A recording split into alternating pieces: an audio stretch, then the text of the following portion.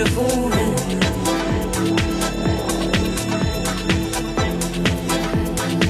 del eco de tu perfume.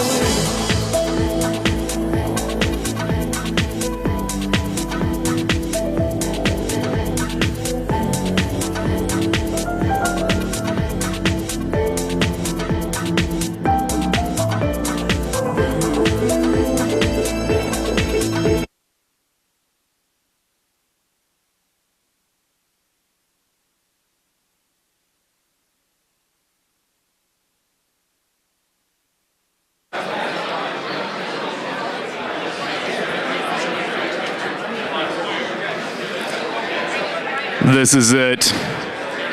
We are now going to begin. I know, it's like a hush fell over the crowd. A deafening silence that just permeated the audience. Thank you. Thank you for coming out to Update Night.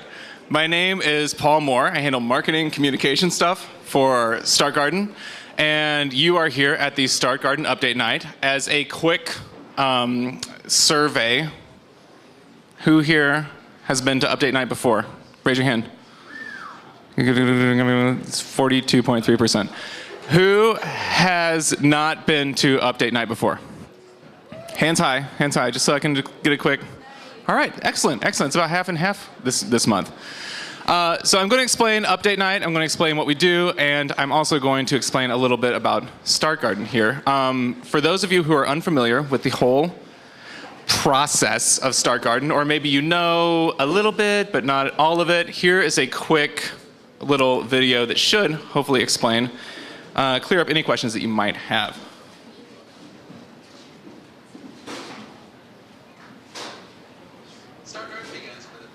Okay. So every once in a while, you have to actually do this business. Audio,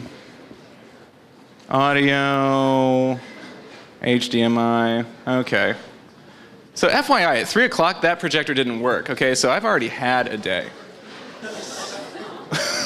so give me a break.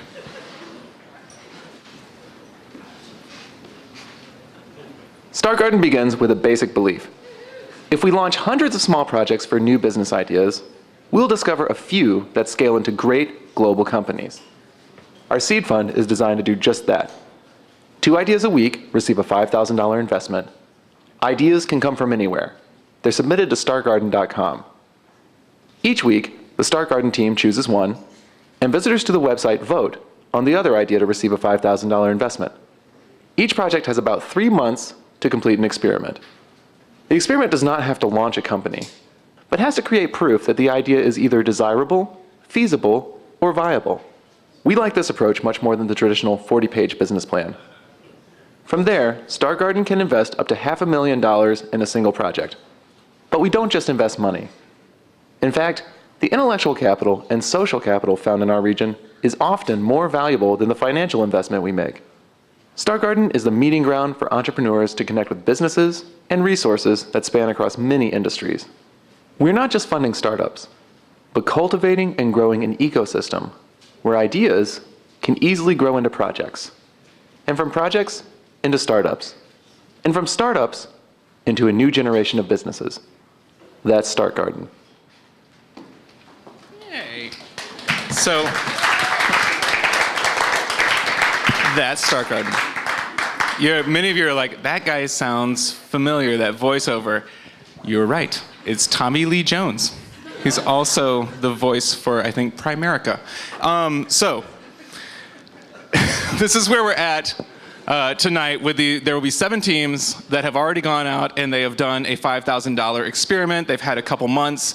They're basically at the end of this first $5,000 step.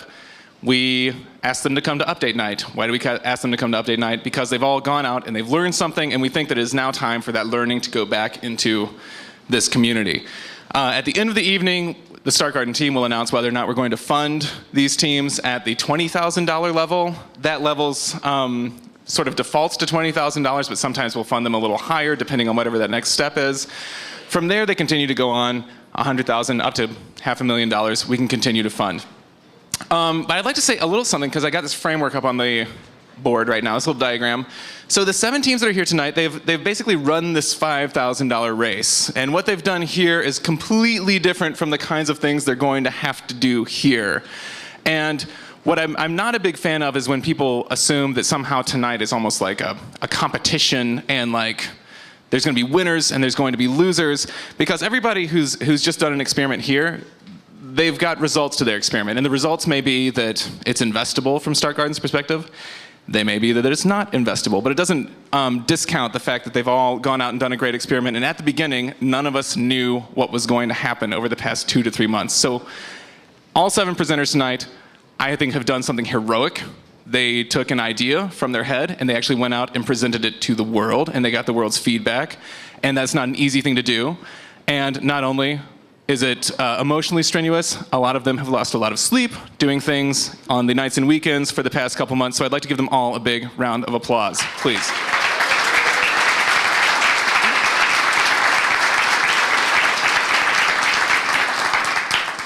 Agreed. So, real quick, upcoming events. For those of you that don't know, we do other things here besides Update Night. Tomorrow, we will have a panel of mompreneurs. That's a word that feels silly to say, but it's fun to say. So the panel of mompreneurs, it will consist of 4 women who became mothers and then started up businesses out of their houses as they were raising children.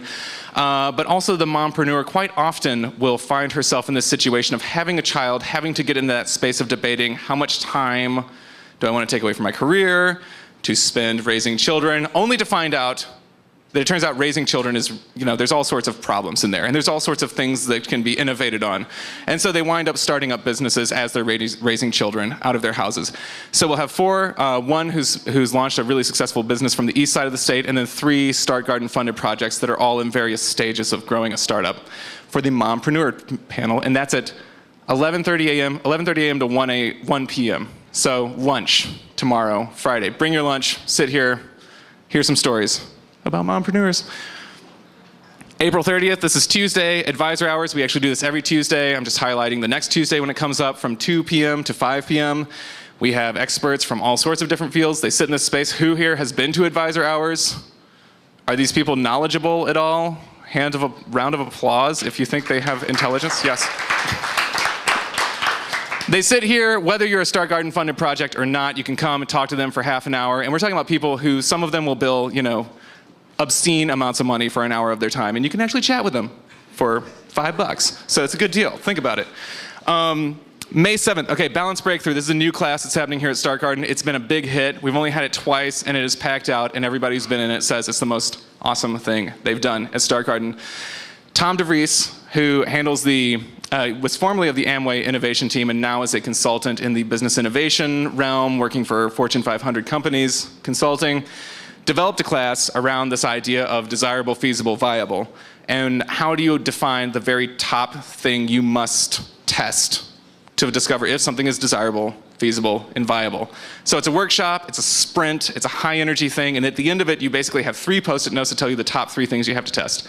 And it's been hugely popular. We're actually trying to figure out how to work more of them into the schedule. Don't miss it. Also, advisor hours are that same day. So come for the class, stick around for advisor hours. And then May 10th, we have another Friday lunch and learn about maker spaces. So these maker spaces, anybody familiar with the makerspace? Heard of one? Okay, great. All 4 of you are going to love this panel. So the makerspace is basically a new business model. Most of them have like a membership model, like a gym membership.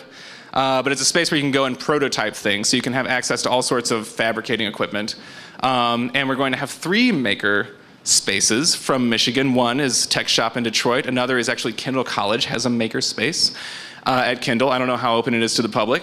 And then a third one is actually emerging from a more of a grassroots group called GR Makers right now. They're all going to be here to help us understand what is happening in the makerspace and how non-engineers like me can actually make something beyond using Play-Doh.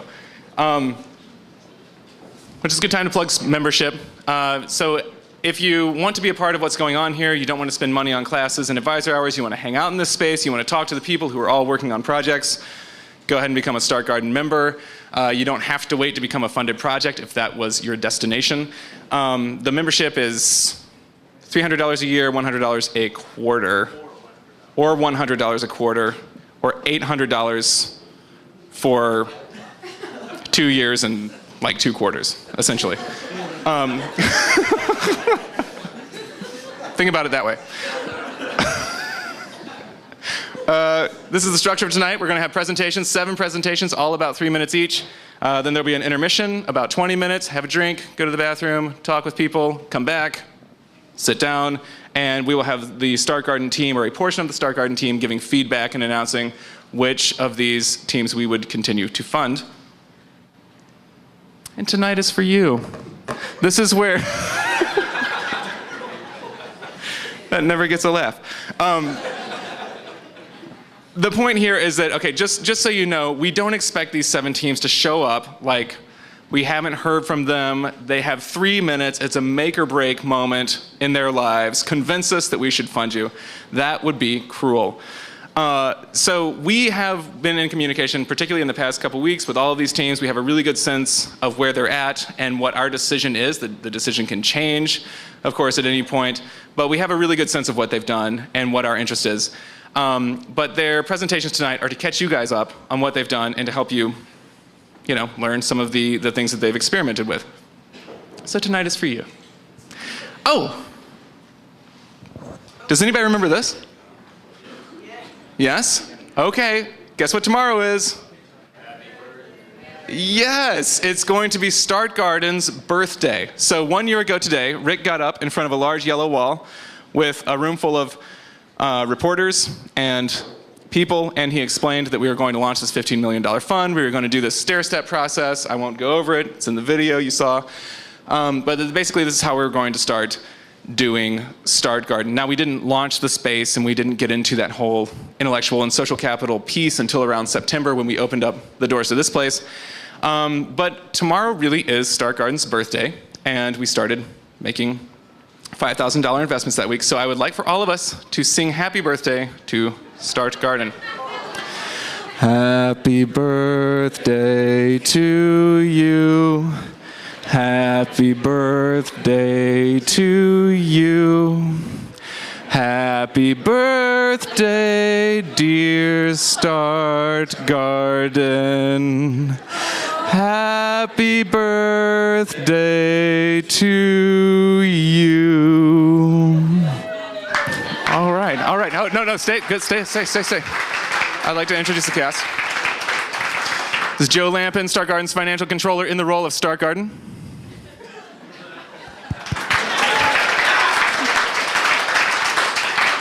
Kaylee Page in the role of Mother Start Garden. Thank you. And also, there is actually a birthday here tonight. Thank you, Joe Lampin and Kaylee Page. Wonderful theatrical debuts. There is an actual birthday that's happening here tonight in the audience. It is my mother.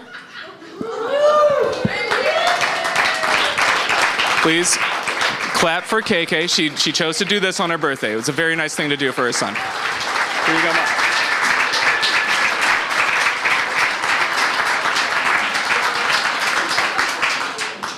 Woo! It's a party. Okay, so let's take a quick look, in all seriousness, at what's happened over the last year since we got up and introduced this thing, shall we?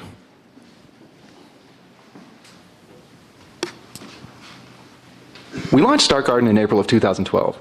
It's a $15 million fund to seed startups that need to cross the $0 to $500,000 chasm, which so many entrepreneurs, particularly in the Midwest, struggle to cross. So we came up with a stair-step funding model and started investing $5,000 into 2 ideas each week. Imagine a $5,000 investment is a 10-inch cube. In our first year, we funded 95 projects that were submitted to startgarden.com. Out of those, we said no to investing further in 41. It's part of the process. We expect most experiments won't result in further funding. 22 went to the next step and received between $20,000 and $80,000. 10 entered from the outside at around $50,000 each. These companies had already proved out things we'd like to see in a good series of experiments. From this pool, 3 were funded at a total of about $150,000 each. And then there was one company, which met every expectation we'd have for anyone climbing our stair-step process. And we funded it immediately with $500,000. This brings the total amount invested in our first year to about $2,300,000. And we're just getting started. So that's that. Thank you. Thank you. Thank you. All right. Now, without further ado, I've been doing a lot of ado. I want to thank the presenters again. They're about to get up and present what they've been doing for the past 2 or 3 months, working hard. Please, another round of applause.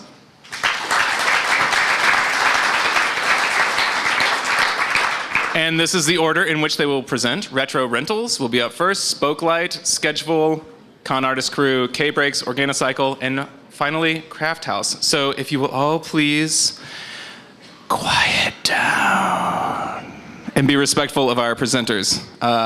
We appreciate it. So first up is Retro Rentals, Shelly Austin. You've got it.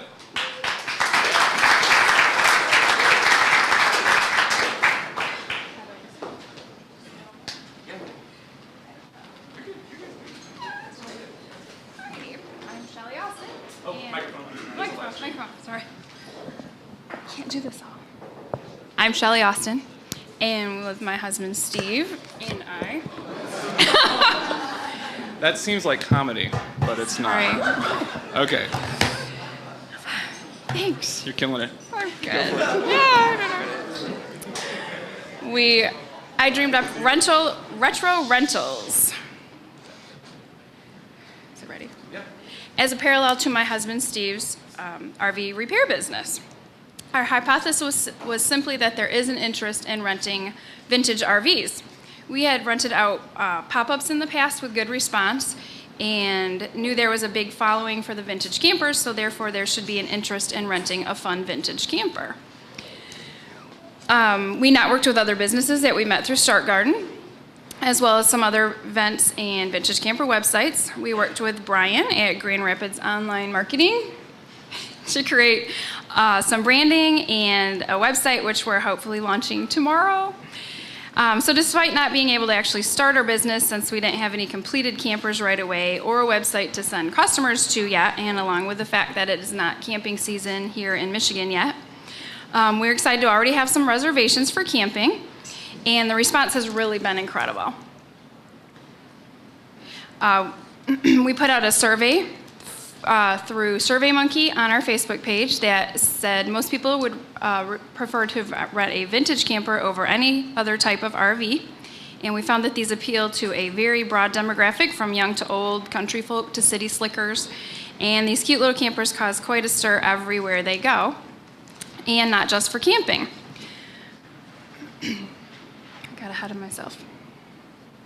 They're actually exploding on the wedding scene right now. They're being used as backdrops for photos and dessert bars and even accommodations. We are teaming up with Fancy Frey. Congratulations, Fancy Frey, wherever you are, to design an amazing bridal camper. And we also have bookings with Moxie's Beauty and Hair Parlor to do a pinup girl photo shoot later this summer.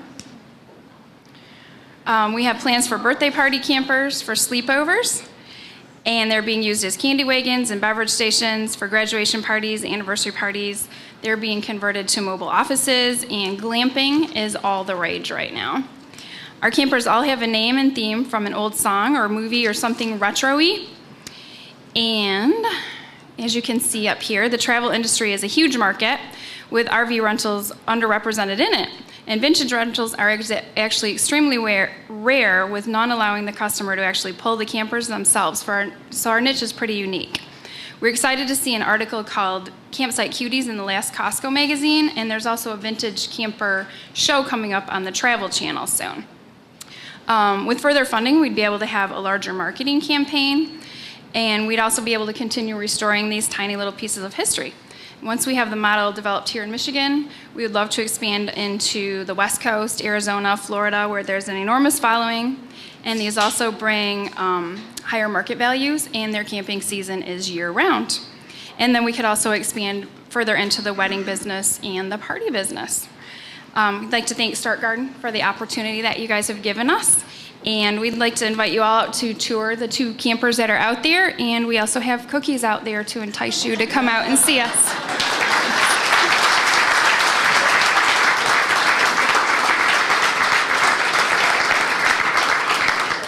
And for all the people, like not me, but glamping stands for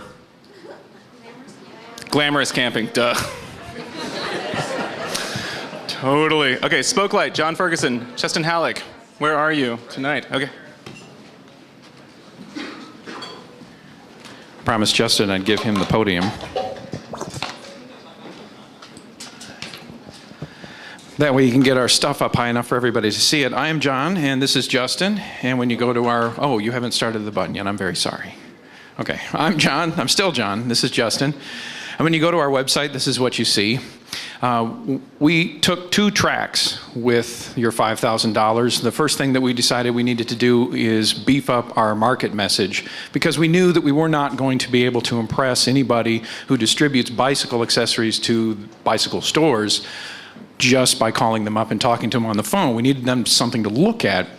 We found that there are 2 major players in this market, and they seem to provide most of the bicycle accessories to bicycle stores.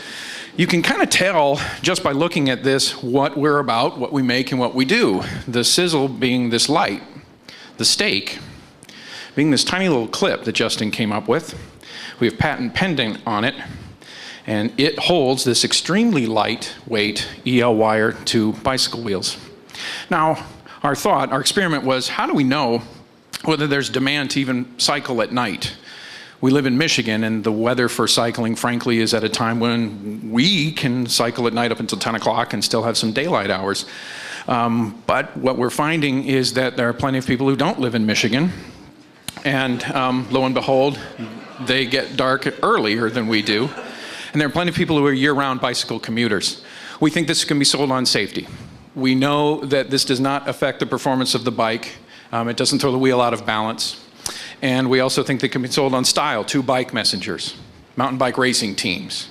What we did with our experiment was create a number of these things by hand, and what we learned is that we cannot make them by hand. But we have, on our second track, contacted a number of people who have helped us with our prototyping. And we figured out a way to make this, we believe, through injection molding and make it massively, on massive quantities. We have sold, pre-sold over 40 units, which to us is 20 bicycles. We decided to make this 1 unit per wheel in case unicyclists and street jugglers would want to pick this up. I'm not kidding about this, but that's what we did. Our prototyping is essentially complete. We just today, got off the phone with our guy to finish out the last little bits of this. There are 4 channels that need to be measured correctly. And we think that we have that licked finally. We do have patent pending on this. These clips are by hand about 8 cents per. We think we can dial that down to the point where we can realize a pretty good profit on this. These guys are sold in stores at around $20 a unit, all by themselves, and they don't give you a way to hang it onto your bicycle. But that's where we come in. So, with some sales, some contact with people like REI, and a few people with contacts with Capital Bike Swap, which is a huge owner. They own like 2,500 bicycles in Washington, D.C., and hopefully we can make that process turn into a large-scale sale for you. The other thing that we bring to the table that some of our competitors do not bring, that we think makes us scalable and global, is relationships with other people. Many years ago, I was involved with the JCs, and I met manufacturers and industrialists in Europe, Brazil, and Korea, and I'm very excited to say that I have been in contact with them, and there's some interest on that side of the ocean, actually both oceans. So thank you very much. I'm over my time. I do apologize to you, but we are Spokelight, and the ride never ends.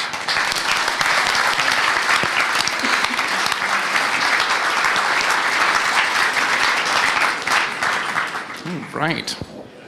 Let's turn into a nightclub in here. Okay. Sketchful. Tantron. Tashfeen Ekram, who I believe is not taking the stage, but is a co-founder. Take it away.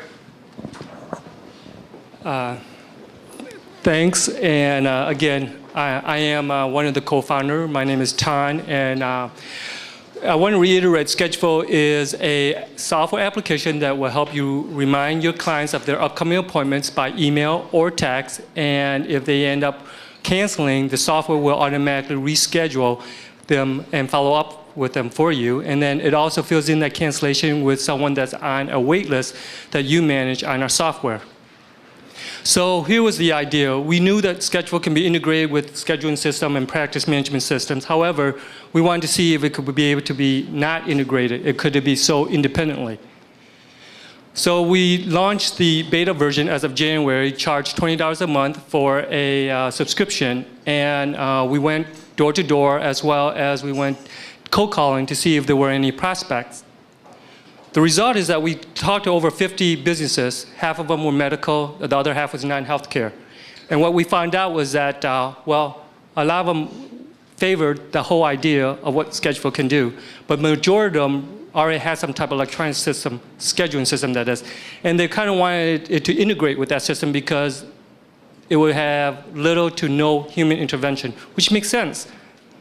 So our next steps is that we've, in parallel, we've already built partnership. We've got approval to work with 3 technology software companies, one of them being Dentrix Dental Software, which is probably the largest practice management software in the dental industry. And we're going to build the API and the integration, and the whole purpose is to leverage the existing customers that they already have.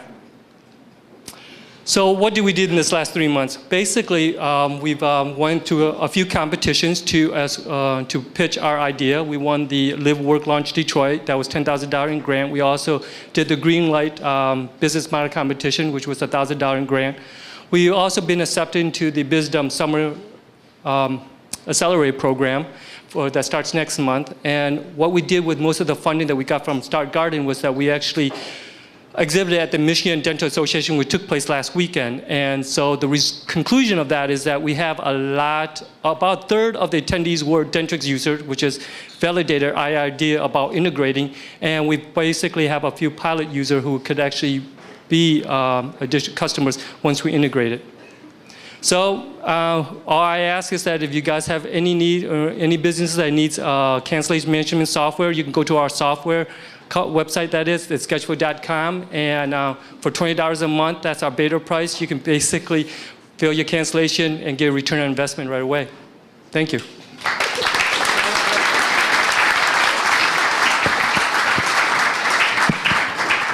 All right. Oh, there we go. Okay. Magdalene Law, Ruben Garcia of Con Artist Crew, you are up. I will take care of that.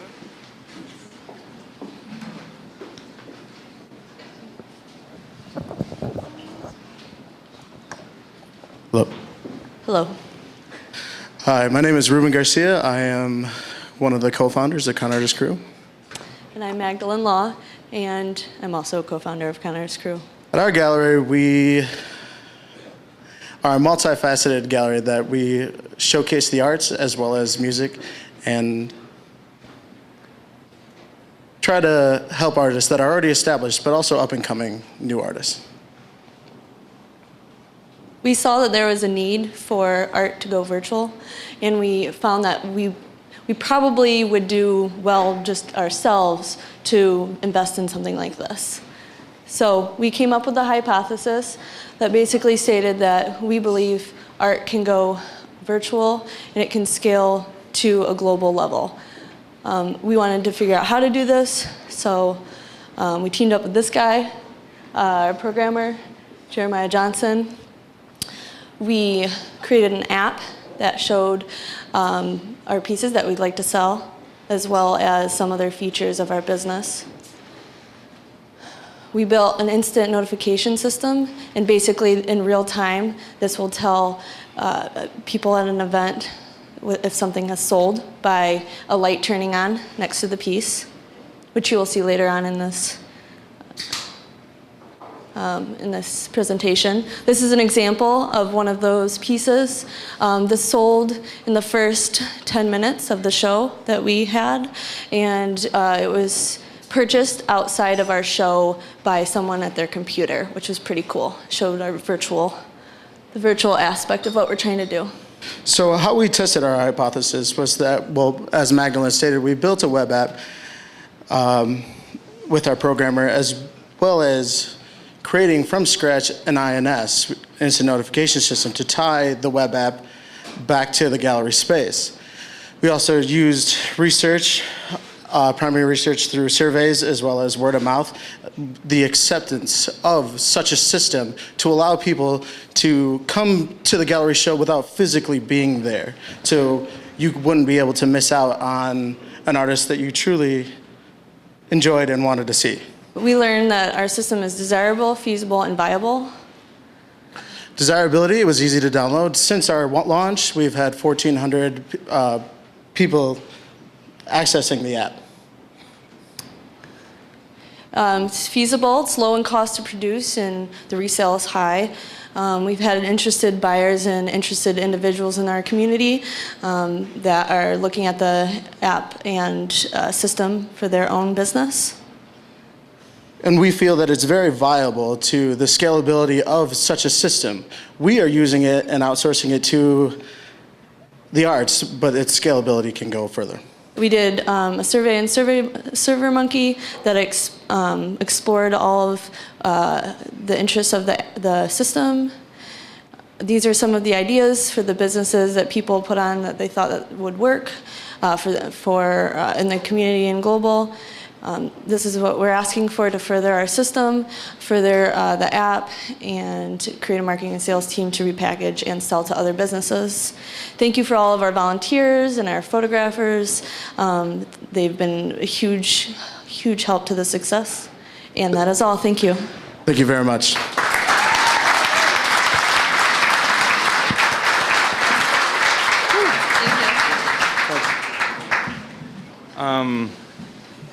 Hello. So that, separate from anything else later in the evening, I think that you guys were rather understated. You built an app, you built a prototype, you put it into a gallery, you held a test event, you created a survey. In about 45 days. That actually, as I was sitting there, I was like, that's a lot of activity. Okay. Regardless of anything else, congratulations on getting a lot done in a very short time. Good God. Okay. K-Breaks, Wes Keeley. Where are you? It's Wes Keeley.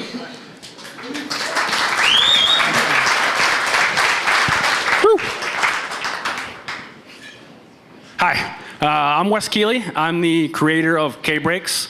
And for those of you who don't know, K-Breaks is essentially a kick drum anchor for a kick drum that goes on a drum set. Basically keeps the drum from sliding forward. The huge problem the drummers have been facing since the beginning of drums, and we think we've come up with a pretty good solution for it. So this is what we've, our hypothesis essentially is, could I take a new design that's unlike anything on the market today that solves the problem of the kick drum sliding? And would drummers be willing to purchase it at a price point that's fair for them, as well as made profitable for me and my company? This is what we did. We went on tour, the K-Breaks Viability Tour. Yes. So what I did basically is I went to the biggest and best drum shops and music shops on the East Coast and Midwest with prototypes in hand, and I walked in and did live demos. I essentially handed them the K-Breaks, let them see what it's all about. They put on a drum kit.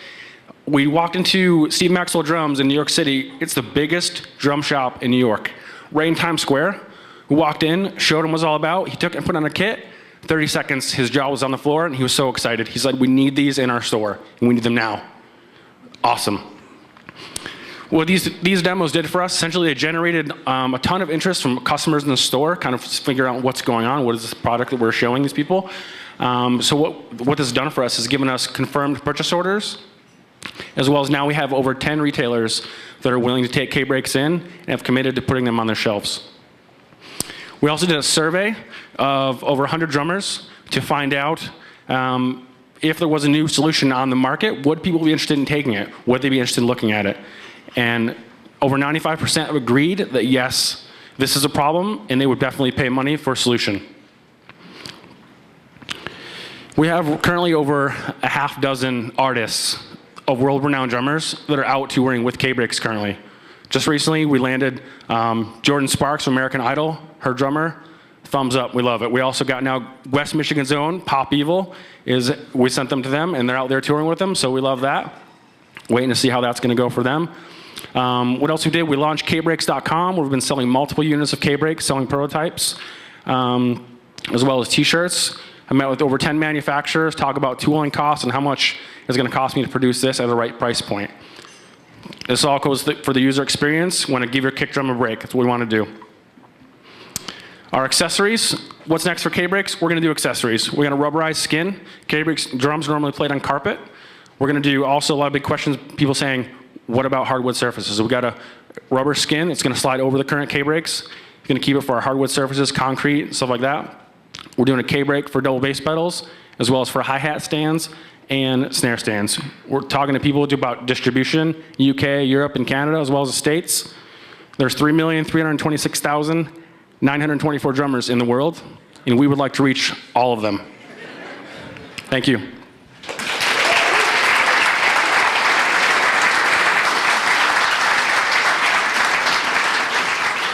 How do you really know how many drummers there are in the world? It's on Google. Oh, of course Google knows. Okay. Organicycle, Justin Swan, you were up.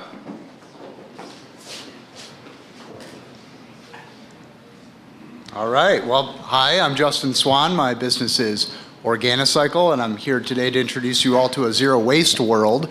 A little bit of history. Over the past 2 years, we've been developing a modern recycling process for businesses to implement a more efficient throwaway system at work. The traditional recycling mission has been to divert the appropriate waste material into the appropriate waste stream. Today, there are so many waste streams, but our goal at Organicycle has been to utilize modern recycling processes in order to redirect the waste into as few streams as possible. So these are two familiar streams, obviously the blue one, paper, plastic, metal, glass. The other one is pretty much everything else. And that everything else is everything to us at Organicycle. And that's because there's so much organic material in what's left in the trash can. Organicycle can now collect this and use it for composting, essentially keeping it out of the landfill. So what is organic material? It's actually pretty simple. It's food, of course. There's also some paper material that you can throw in there, all of which can naturally break down and allow for businesses to eliminate or reduce landfill costs and output while modernizing their sustainable efforts. Organicycle has obviously received some attention, mostly from schools, florists, restaurants. Given the nature of their waste streams, it makes sense. But what about you? Everyday you, at home you. For that, the zero waste world gets a little brighter with Organicycle's curbside composting cart. This is a residential curbside cart, so it should look pretty familiar to what you put at the curb. With Start Garden funding, we've been able to purchase carts, market to 3,000 households in the East Town neighborhood in Grand Rapids, and provide residents with an affordable and clean service that is also used through a familiar curbside cart. Curbside composting with Organicycle is really intended to complement your existing recycling efforts, and it tremendously reduces your trash volume, which is the most expensive of the waste streams. The added convenience is that we can replace your yard waste bin while allowing you to add 100% of your food waste, any of your paper waste, and even your pet waste into this single stream for organics. At $5 to $7 per week, Start Garden has helped us to create a profitable route in Grand Rapids and offer a clean, familiar, and affordable service that just makes us feel better about keeping our trash out of the landfill. Best of all, the material is a reusable product that we could then turn around and sell. So, really, I've got 20 seconds left, but go on to Organicycle.org. That's our website, and that'll give you a chance to see a couple of videos that we have that help with the process. Our future funding is going to go towards marketing and just making awareness available to people who want to use this type of service. It's a $55 billion industry, so we're just looking to make a little niche business within that, or all of it is fine too. So, thanks.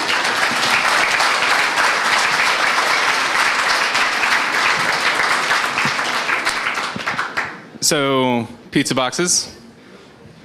Mr. Justin, can you do a pizza box? Can you do a lean cuisine microwavable container? Not the plastic section. Can you do cat litter? Can you do a J. Crew catalog? All right, just wanted to have a sense of the range. All right. Amanda Carmer, Craft House, you're up. Thank you. So Craft House is a little bit different, more along the lines of a service rather than a product. To begin, Craft House is a gallery on South Division and Weston. There's a big mural on the side of our building, and we opened in August of 2012. Since then, we've hosted a variety of exhibitions and open critiques where artists can bring their work and get some feedback. And through that experience, we've learned that artists are really lacking in the resources and the guidance to pursue professional experiences. And these things can range from just putting their work into an exhibition all the way to applying to graduate school or residency or becoming a big name. So these resources include things like digital documentation of their work, having someone to critique their resume, to guide them in professional writing of any sort. Art students tend to be very creative, but not necessarily the best writers. I'm completely overgeneralizing here, but I also teach a little bit over at Kendall, so I've experienced this. Where's that clicker? That's us. That's our gallery. I don't know what that was. This is one of our open critiques.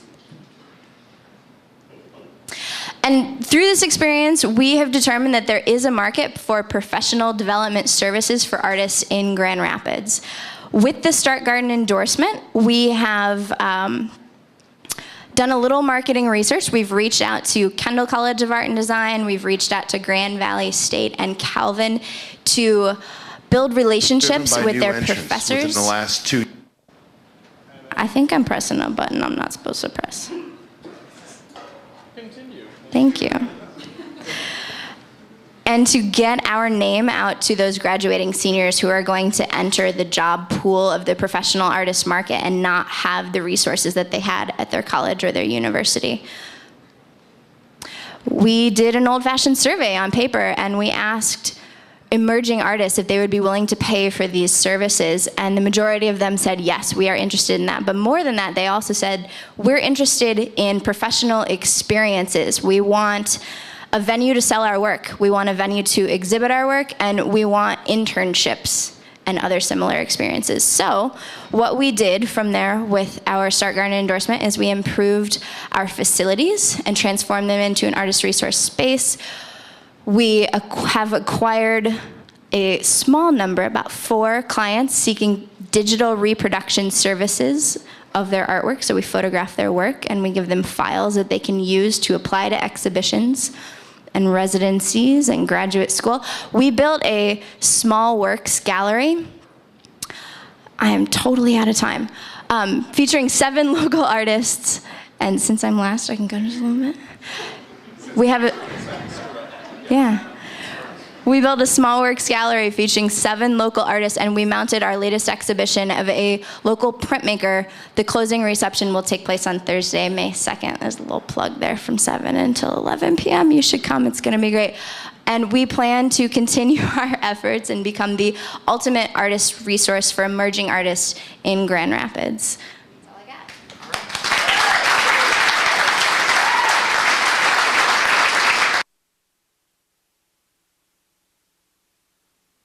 There's Justin Swan. Is he around? Can you recycle a microphone? In your organic... Oh. So, hey, here's a nice thing you can do. If you have questions about anybody tonight, you can tweet questions using Twitter to Start Garden, #StartGarden. It's a nice thing the next day after all this hullabaloo for them to go back on Twitter and just see what were people thinking, were they saying things that were encouraging, were there questions that weren't answered, etc., etc. And so now we are going to break for around 20 minutes, have an intermission, have some beverages, run to the bathroom. Start Garden team will convene, and then we will come back for the second portion of the evening. Davenport University is sponsoring. Think about it.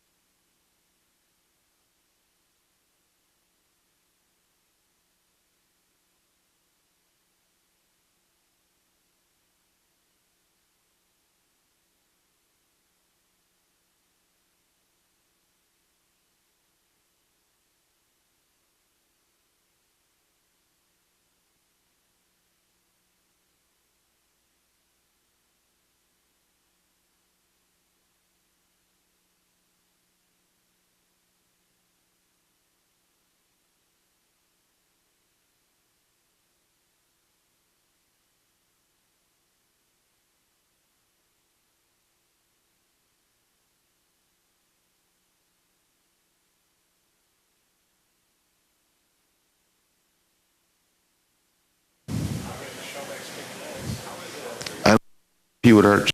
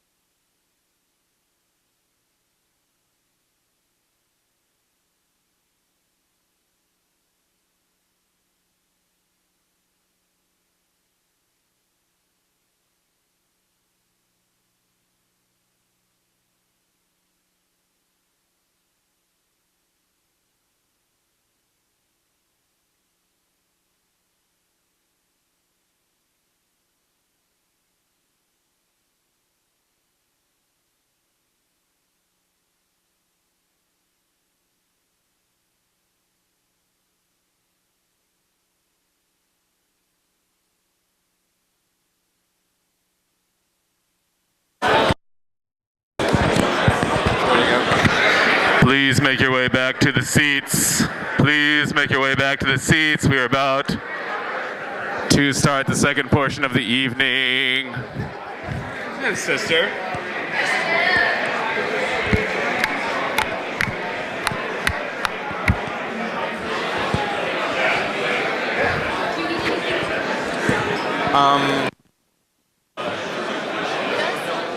It's a little weird. That seat feels like it's like. What happened? Say in the back of these shirts again. I don't know. Don't dream, tinker. Okay, don't dream, tinker. I'm like, don't dream, tinker.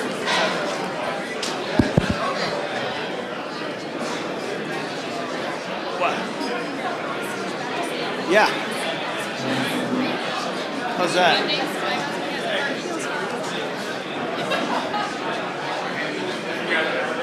You hold the bottom? No, it's leaking. Oh, really? Hello, hello, hello. Paul?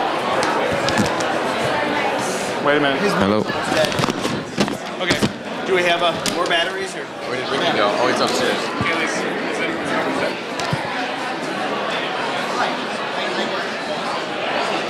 We have one. So here's how it works. You unscrew it.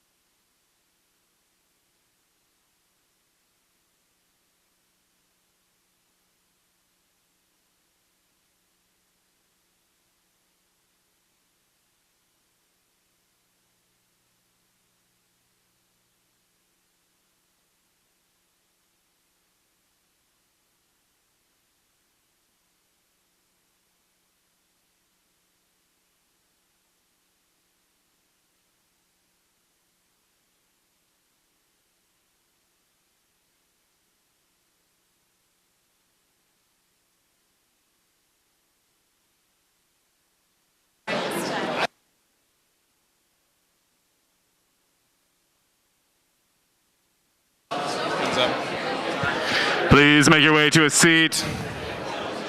Please make your way to a seat. We are about to begin. Here you go.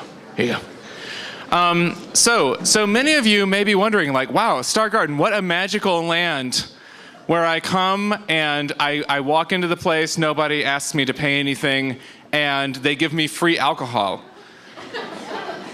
There's actually a very practical reason for all of this. We don't have a liquor license, and if we were to charge you for anything tonight, we could be shut down. So, and in order to have events like this, where we are inviting the community in, providing hospitality and beverages and things like that, and in order to hopefully facilitate a lot of learning that is happening here in Grand Rapids, we ask sponsors to help us out to fund events like this. And tonight, our sponsor is Davenport University. So I'd like to welcome Frank Nowakowski.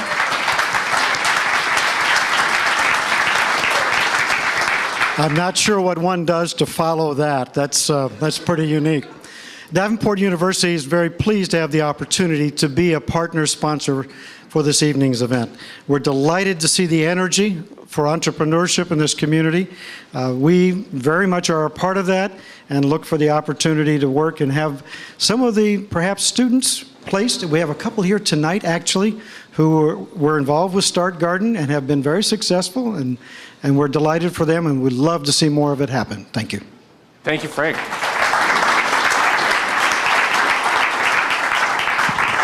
All right, so this has got battery. This is good. Are you? Does it work? No. Okay, so we get to the second portion of the evening. Let me introduce real quick everybody who is in front of you. Over there taking a picture is Rick DeVos. He is the founder of and CEO. Oh, it's a video. Thank you. Founder and CEO of Start Garden. And next to him is Benjamin Gott. So Benjamin Gott is our entrepreneur in residence. Ben, he runs a company called Boxwater. He's got several other projects that he's got in the hopper that he works on. Turns out we have a lot of box water in this space. And we like Benjamin's perspective because he's always right in there, like a couple years in front or a few years in front of where a lot of these teams are tonight with his company. So he's got a very in the trenches sort of point of view of things. And then next to him is Kim Pasquino.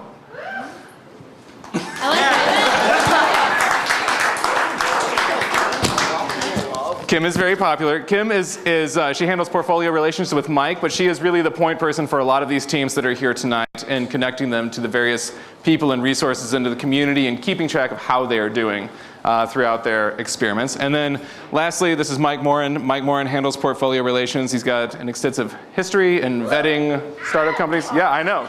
Woo! Yeah. And he handles portfolio relations and he spends a lot of time handling also bigger deals as well, because Start Garden doesn't just do the $5,000. There are also startup companies that we invest in at higher levels when it seems appropriate. So, you guys ready to get started? Yes. Yes. Okay. Wait. You know what? Real quick, before we get started. Let me give you the ground rules, because a bunch of you have never been here before tonight. Can everybody hear me? Raise your hand if you can hear me. Just want to make sure. Okay, so I always feel unconfident of this microphone. Each one of these teams is going to have an answer from the Start Garden panel. The answer usually goes like this: yes, we will continue to fund you. That typically means about $20,000. No, we don't plan to continue to fund you. There will be an explanation for that. And then occasionally there's also a not now answer. The not now usually indicates that this person's running an interesting $5,000 experiment. The $5,000 experiment is not yet over. That occasionally happens when you give them a hard deadline, to show up at this event and give an update. So those are the three possible answers moving forward. And let's get started tonight with retro rentals, shall we? That is me. Okay. So retro rentals, clearly you're in this kind of fun space. It's growing. You sent me an article, I remember, about Costco profiling the canned hams. So clearly affirming what you're into. So when this team first came to Start Garden, they had already converted one of these units. And in fact, I think they brought one or two, right, out front. So you can check it out. They're pretty cool. Anyway, as we look at this business, you guys have been able to rent these, I think, going out several months. You've got people booked to use them. So from our perspective, I think this team thinks that just continuing to rent those will provide kind of a cash forward business for you. So we don't look at this as something that is investable from a Start Garden perspective. So for us, it's a no. But by the same token, we're super excited to see what you do with it. Congratulations just on getting these ready and doing what you're doing. So. Okay, I have a quick question. Sometimes I ask questions. I probe. You said a Start Garden, it's not investable from a Start Garden perspective. Would you guys mind explaining a little bit of what does that mean, a Start Garden perspective, it's not investable? Yeah, and chime in, you guys, but this is a situation, we've had a lot of conversations month to month about these lifestyle businesses. So when I talked about cash forward business means that as you bring cash in, you can grow your business. So whether you want to take investment is something, I don't know that you'd want to do that. From what we look at from a Start Garden point of view is you invest in these businesses and you're hoping to scale quickly and for us to at some point have a return on the investment that we make. So it doesn't exactly match up with the stuff that we're looking to have further in our portfolio. And a quick clarification, when we say return, typically in the venture capital space, we're not looking for a return on like a stream of revenue or something like that, or royalties, though we're going to explore that a little bit. Typical venture capital model, as crazy as it sounds, it was kind of in your video. If you make 10 investments, 9 of them fail. The one that succeeds not only does it make up for the other 9 in terms of the expenditures in that space, but it also provides you with a little bit cash left over so you can keep kind of doing what you're doing as a venture capital firm. And that typically happens from a big exit. The biggest example you've seen in the news is like Instagram being bought for $1 billion. It's a very, that one's like kind of an irrational purchase there. But that's kind of how... we weren't in on that deal. Yeah, that would have been nice. But they had 13 that's kind employees, FYI. A company that was sold for $1 billion with 13 employees. It blows my mind. Go ahead. It's money laundering, I'm sure, or something like that. But that's the difference between venture capital, and I'm not trying to make a joke, but venture capital as opposed to the lifestyle businesses, which again, we have no qualms with lifestyle businesses. That's not what we're chatting about. We're trying to be here in 10 years. It's kind of what we're trying to work on. We're a startup a bit ourselves. All right, thank you. Thank you for the Star Garden perspective. Next up, please give it up for Retro Rentals. Thank you.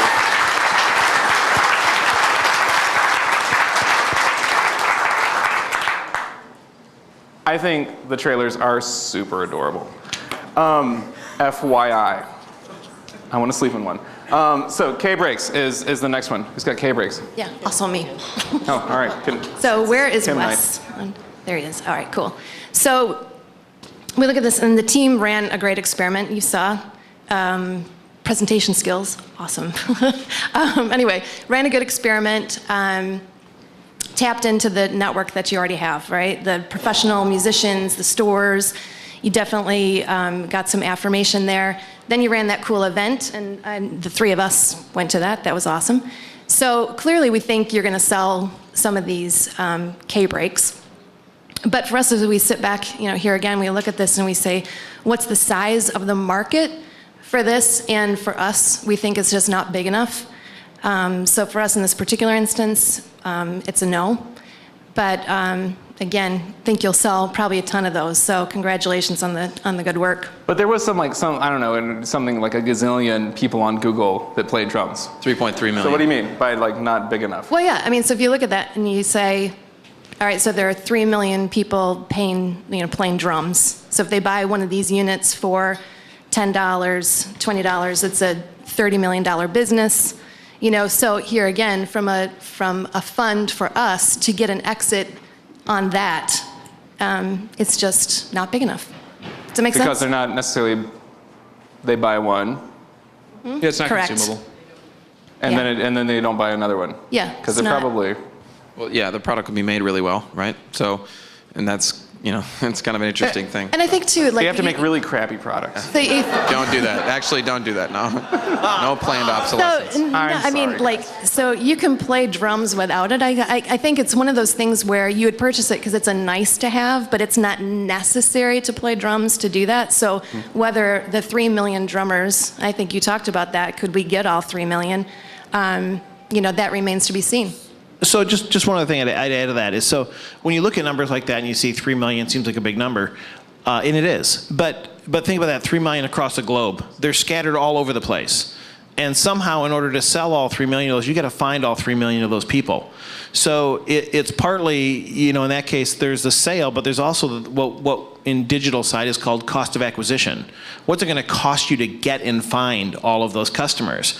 And so 3 million seems like a big number until you spread it across a very large surface area and then realize you have to find all those people, get them interested in your product, educate them on that product. So when we talk about addressable market for a product like this, the addressable market probably needs to be 10 or 100 times the size of this in order to effectively be able to reach them and get enough sales that it's that type of business. And again, that's not to say that it won't sell. It could be a really yeah, great it's- business, and it could provide basic capital to start to work on other accessories and stuff. And that's when we start to get more excited, is when there's a big market and then the ability to continue to add to a product line. So it's the difference between a product and a company. All right. Thank you to K-Brake.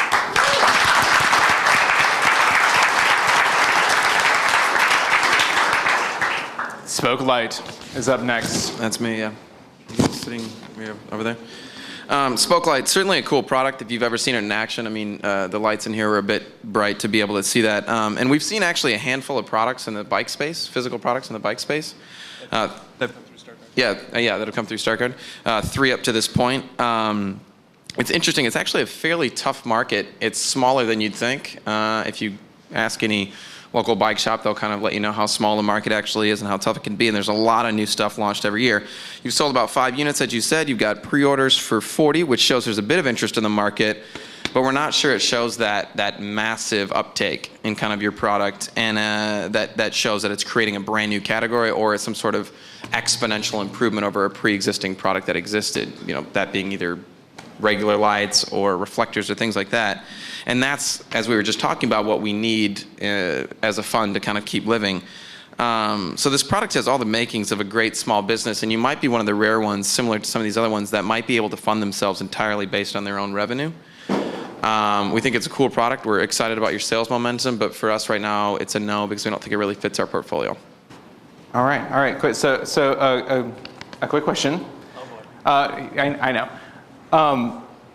So we've had bike products coming through the past. We've also had other like sporting good products. So we funded, for those of you who don't know, we funded a kind of like a wakeboard / slalom board a couple months ago. Markuski.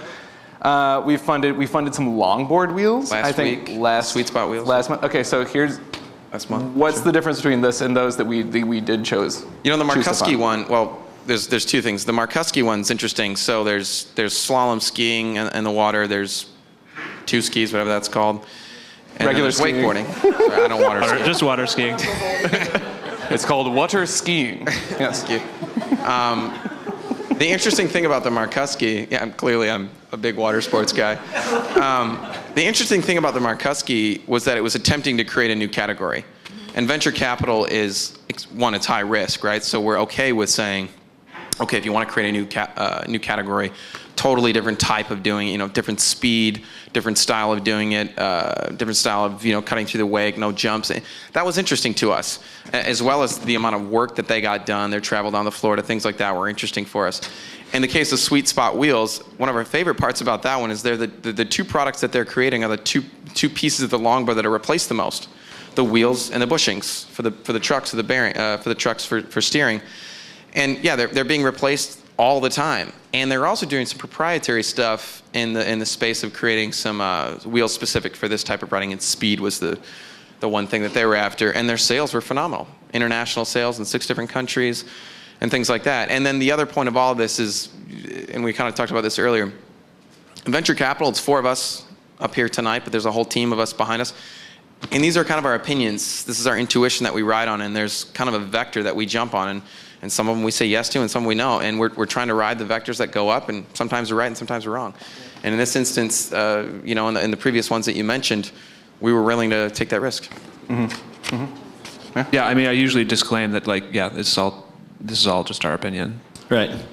Mm-hmm. Obviously. So it should all be taken with a giant grain of salt, too. And I just real quick, and I sympathize because we're in West Michigan. I'm originally from Chicago. I moved here, and some of the first businesses I started, of course, didn't work out. When we're up here saying no to something, or even not now, a fierce entrepreneur kind of, to be really honest with you, kind of doesn't care, right? They just keep seeing the vision of what they want to do, and it doesn't matter what 4 people on a panel said. I know that sounds a bit weird.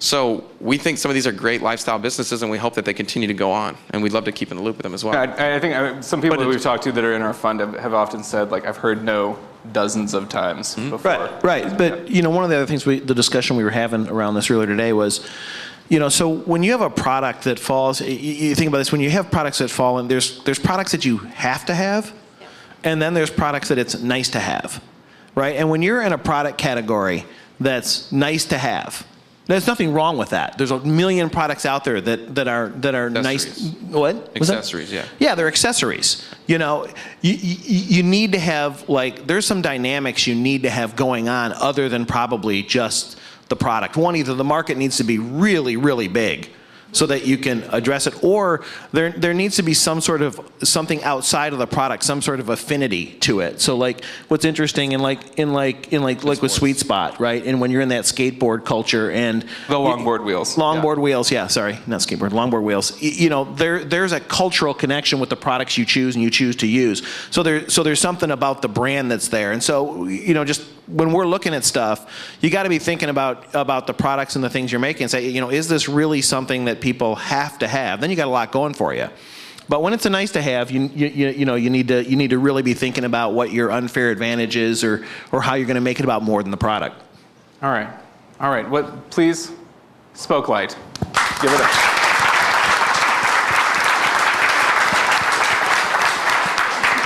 Woo! Organicycle. Who's got that? Organicycle is me.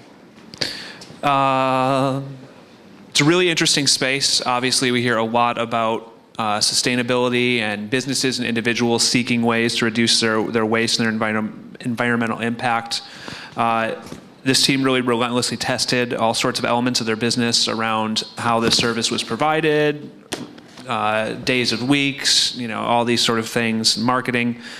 In the future, we think the challenges for this business really are going to be around marketing and continued consumer education, because you're going to need to be really clever with that as the service side of picking up refuse and bringing it to a location, be it a dump or a facility, composting pile. Essentially, lots of companies do that, and it's obviously a gigantic market. I think there's some funny, kind of interesting historical ties when you think about the Dutch, waste companies that have been built in Chicago and stuff. But to cut to the chase, our answer is yes. We'd like to continue to invest in Organicycle. All right. $20,000. Congratulations.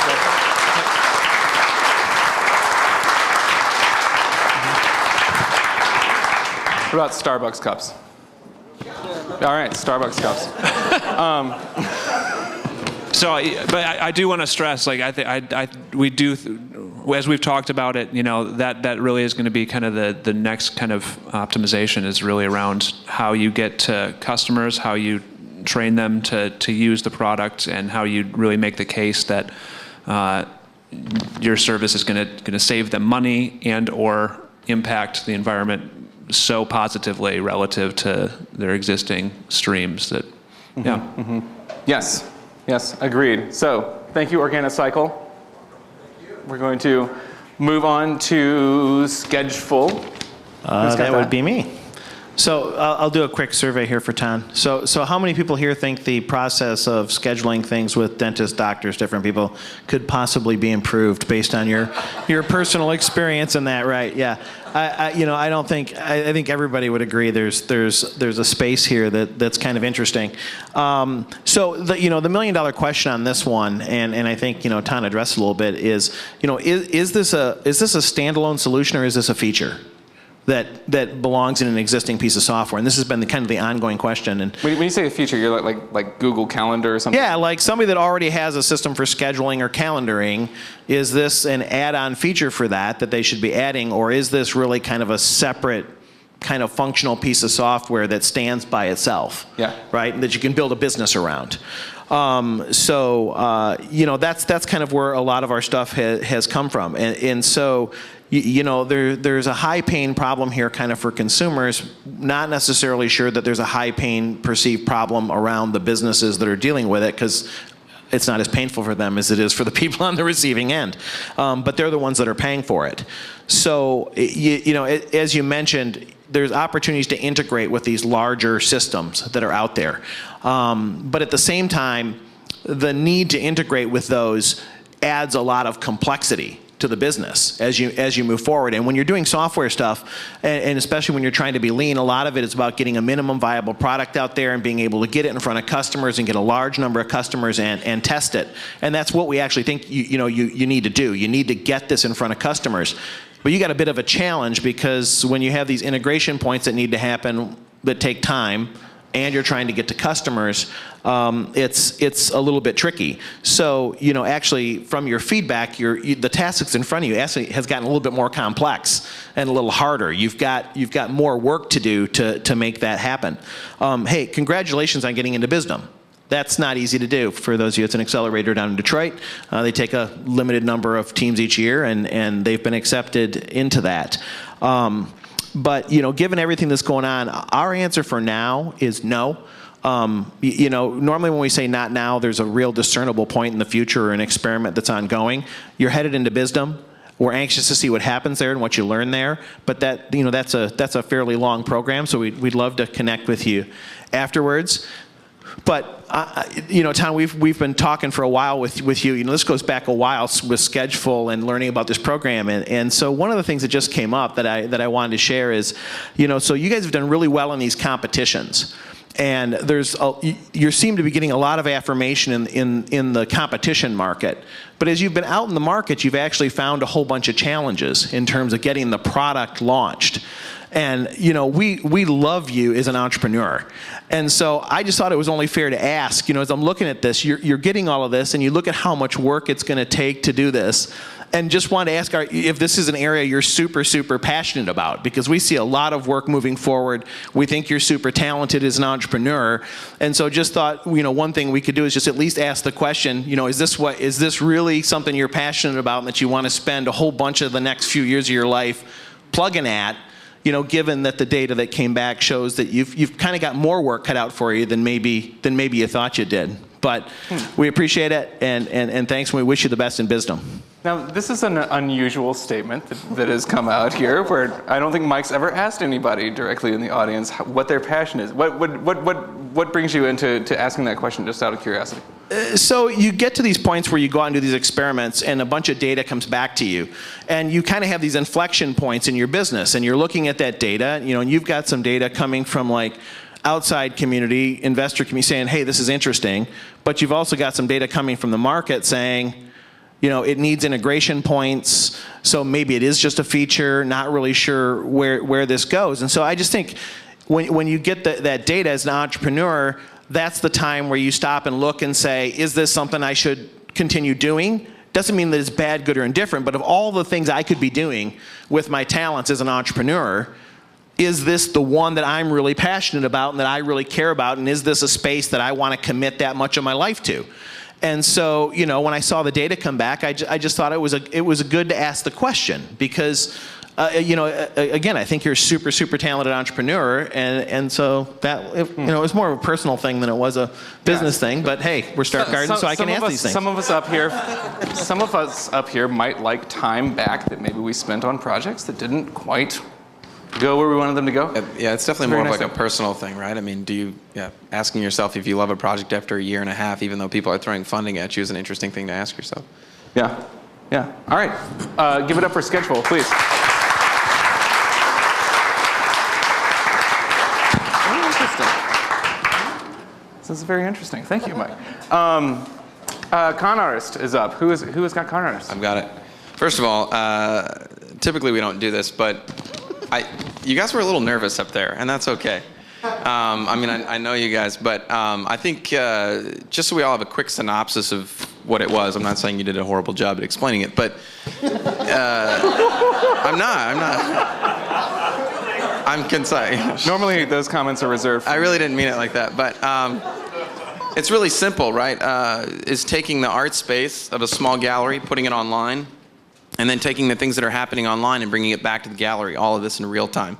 So from there, I kind of go on with my update, though. One of the things I'm fascinated with, I think I've said this 3 times now here from on stage, is that the art and the fashion industry, the 2 most creative industries, are also the 2 industries that are the furthest behind at taking technology and making it affect their business.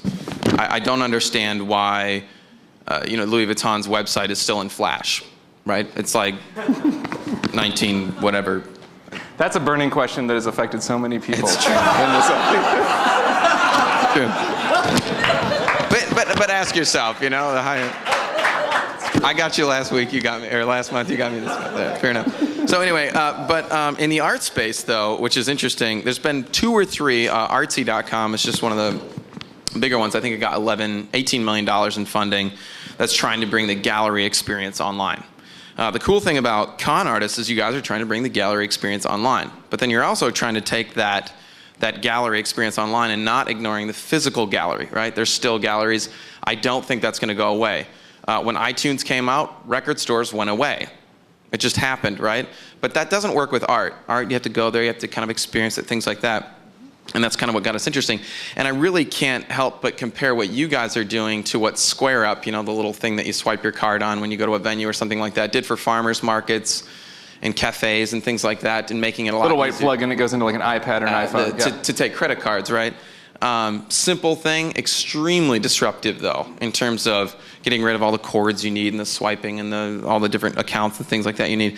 So, your end goal though is a physical product and a software product that allows small to mid-sized galleries around the world, which is kind of the definition of scalability, to sell their art online in real time wherever they're at, and to have it still have their physical gallery to augment and add new revenue to the gallery space, which doesn't really make a ton of money, as you guys know. It's tough to make a lot of money in a small art gallery. There's only a few Gagosians in the world.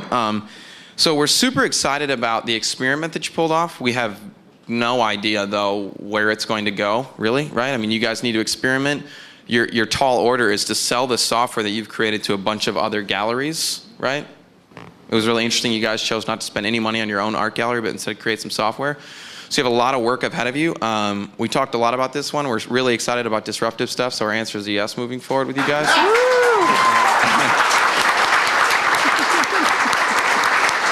That's the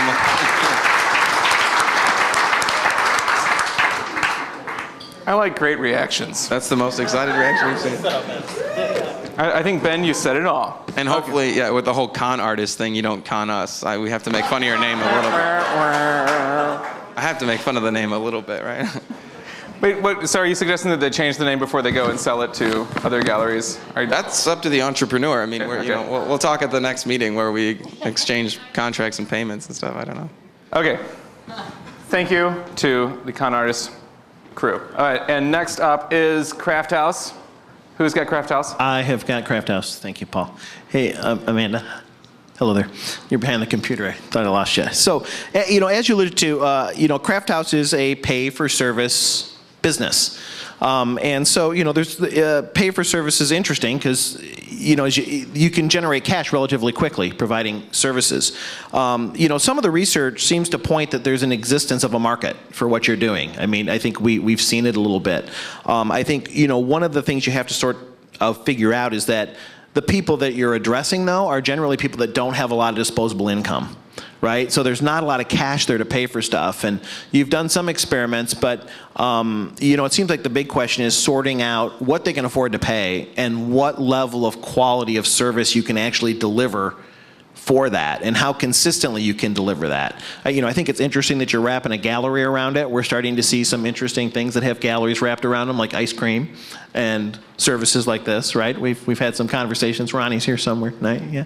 So we think that is interesting. Now, in service businesses, every dollar of revenue you earned is tied to an hour of service you provide, right? So as the business grows, the number of people grows, the cost grows. You get a little bit of bump in the profitability as you do more services because you've got overhead for rent and things that you're running more services. But realistically, you've got quite a bit of cost tied up, so your margins don't change a lot. The good news is in a business like this, you can kind of grow by just adding cash. And, we're excited that we're able to get you started. We think what you're doing adds a benefit to the community. Our answer in terms of further investment is no, but we still, wish you the best and think that there's a great chance that you can add some value to the art community here in Grand Rapids. Okay, Thanks. Yes. Two quick questions. You said something about growing value by adding cash, but that was maybe a bit ambiguous. Excuse me. Or like growing the business by adding cash. Yeah. So if you have the ability to provide services yourself, you can start providing those services and start generating cash very quickly without having to take in a bunch of investment. And then as you generate that cash and as the demand grows, you can continue to add those services. So as Kim it's one of those kind of what we would call cash forward businesses that you can make money before you have to invest a bunch of money. So I'm curious also real quick, as I'm listening to you talk, is there anybody in the room that finds yourself in a service business? Just out of curiosity, yes, be proud. I mean, come on, raise your hands high. Mike. Oh boy. You have also run a service business. We've talked about this on several occasions. Yes. How about you share a story of what it's like to run this business? Yeah. Well, so I ran a relatively, a decent sized software development and design firm in town here for numerous years. And now some things have changed since I was doing that in terms of being able to outsource work. But, there are these challenges that come in, for those of you that run them, this notion of that you've basically got this cost that's going on all the time for the people that are providing the services. But you only make money when people are using the services. If you're running a really, really, really good service business, your people are maybe like 70% billable, maybe 80, right? So you're making all of that up. And so one of the challenges is, and you all know this, is you could have 5 or 6 really, really good months where you're super billable. But then all of a sudden you have 1 month where there's not very much work, and you can basically eat up all the profit you made in 6 months, right? And especially if you have multiple people working there and you're not keeping them all busy at the same time. So it's one of those businesses that from an hourly rate perspective, and when things are good, it looks really, really good. But when things are slow, you can really chew up cash quickly.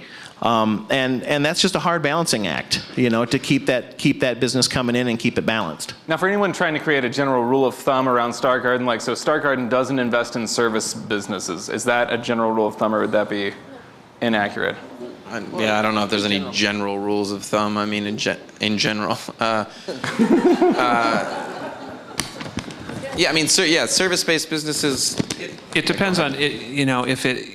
Again, it comes down to a mix of market size, and to the extent it's a unique service with a unique sort of formula around it that can then be replicated and put in different locales to address a large or vastly growing market. So what's interesting is we have a portfolio company called Green Lancer. That is basically a service business. So they work in the engineering services around people that are doing energy projects, and what they do is allow people to submit. So like, let's say you're going to put a solar panel on your roof, and there's a bunch of processes that need to be done by engineers to allow that to happen in your city. Site surveys, speccing out equipment, blah, blah, blah. So they bring this project in, they break it out to engineers that are kind of moonlighting all over the country. They provide that service, and then they bring it back together in a package. So this is an example of a service company that we have funded. But what's interesting is they only pay those providers when they do work. So they don't have that ongoing fixed cost on a monthly basis. Of salaries and benefits. Yeah, of salaries and benefits and overhead. So this is where I was talking about the service sector is changing, because in some cases you've got this kind of marginal surplus of people's capacity that you can use and bundle together to answer things. So I'm not against service businesses, but they've got to kind of have that nature to them. What I would say is safe is that most service businesses where there's like a high dollar cost for every dollar you provide of service are going to be really tough to fund, because they really don't scale. The amount of cash you need goes way up as you get bigger. Not that they can't throw off good money or be good businesses, but they're really, really tough to fund with equity investment. Well, and I think too, the other thing is like most of those situations, you're open from this time to this time, right? So in the case of Green Lancer, they can take on, new deals 24/7. It's a website. And those services are provided, aside from what the core business is doing, the two guys that run it. So I think that's the difference. I mean, and that was my experience at the coffee house, right? My next logical step is I need a franchise, but, and you're still on the hook 24/7, but you're not generating revenue 24/7. All right. Thank you guys for going there with me. It was a topic that I felt was interesting to delve into. Thank you to Craft House.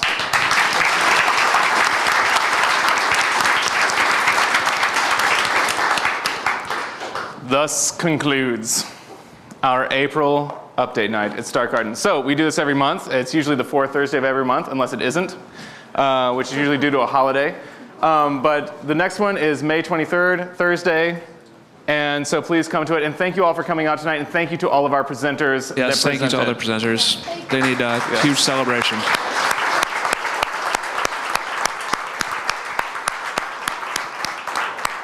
And you are free to go. Thank you.